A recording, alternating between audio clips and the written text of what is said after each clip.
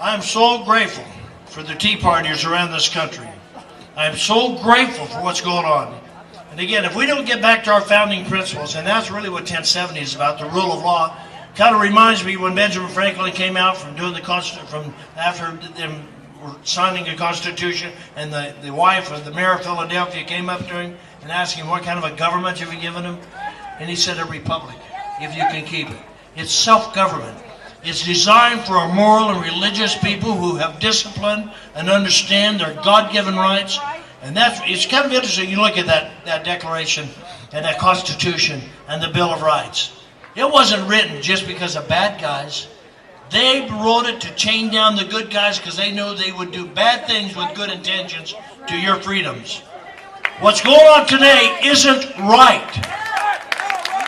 Unbelievable. First of all, do you realize this is the first time in the history of the United States a sitting president has sided with a foreign government to sue its own citizens? The very first time. Do you realize this is the first time a sitting president has decided to take a state to the United Nations, to the Human Rights Commission, a sovereign state of a sovereign nation? You're going to be judged by Uganda, Venezuela, Cuba? They're going to tell us about civil rights?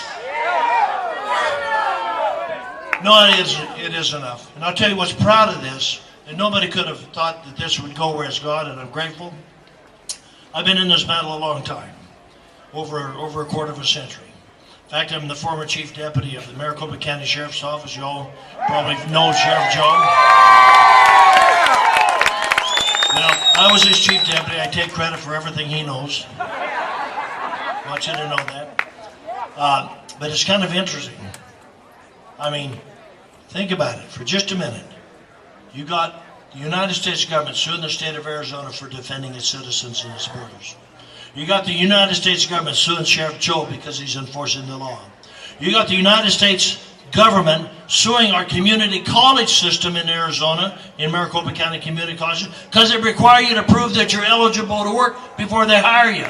You got our own government talking about suing the Tucson Unified School District because they fired teachers that we required them to fire because they couldn't communicate with their students in English. Folks, there's no other way to put it other than that is a jihad against the state of Arizona by your president of this country. It's embarrassing, it's impeachable in my opinion, and it ought not to be tolerated. I don't know what it is. I don't know what it is. And again, like you, I love my country. And like you, I certainly am not a mean-spirited person. I respect those who follow the law. I respect those who come here the right way. I embrace those who do it the right way. But I will not tolerate those who break our laws. And I will not apologizing for demanding those laws be enforced. You know, I don't know, the federal government, you know they sued us. By the way, this is my first time. In Proposition 200 that I wrote in 2004, that simply, by the way, the only state in the nation that still does this, we require proof of citizenship before you register to vote. We require ID at the polls. And we make it a misdemeanor for any state employee to give you public benefits if you can't prove legal presence and eligibility. They sued us on that one. We went to court 7 times, won 7 times, including the 9th Circuit Court. You actually can win there. Employer sanctions, I wrote in 2007. Simply, again, it's already a felony to hire people in this country illegally. Well, in Arizona, we're also going to take your business license if we catch you. They sued us on that. We're enforcing existing law. Been to court 5 times, won 5 times, including the 9th Circuit Court. So again, you really can win there. I think it will prevail in the 9th Circuit on 1070. If not, I know we'll prevail at the Supreme Court. It was written. It was written for that challenge. I knew they would come. I knew they would sue. It was written to avoid any preemption issues. First of all, do you know the states have never been preempted? Have never been preempted. If Congress had wanted to preempt the states from enforcing the law, they could have used what are called their plenary powers. They have never done that. Absent that, the states are bound to enforce the law.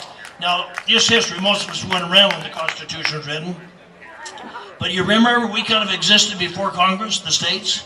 We created the Congress. We created the federal government by compact. Do you know you're not a citizen of the United States? You're a citizen of a sovereign state. The 50 sovereign states make up the United States. We're citizens of those sovereign states. It is not a delegated authority. It is an inherent authority that the states have over the federal government.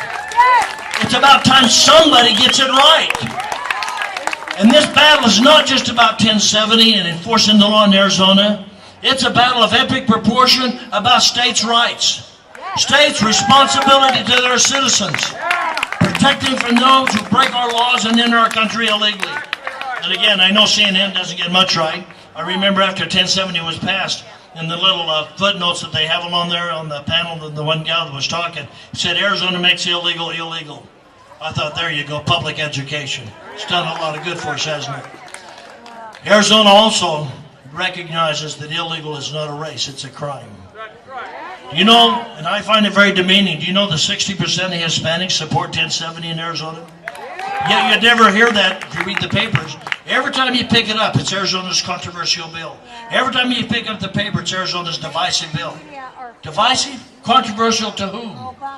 3 to 1 of Americans across this country support it. I've never seen such a disconnection between Congress and the people than there is on this issue. 70 to 80% want our laws enforced, our borders secured. Yet every time you turn around, Congress tries to pass some new bill to give amnesty. Ignore the people and the damage. I kind of find it interesting, you know, they've gone from comprehensive reform, because everybody caught on, they know that means amnesty. Then they went to, we want to just, you know, future citizens, want to give them rewards, you know, punish them $2,000 and then put them in line. Now some, including my own senator, calls it we're going to regularize them. They're pretty clever on the names, but they're all one thing. We don't have a broken immigration problem. We have a broken political problem with broken politicians. It's about time we replace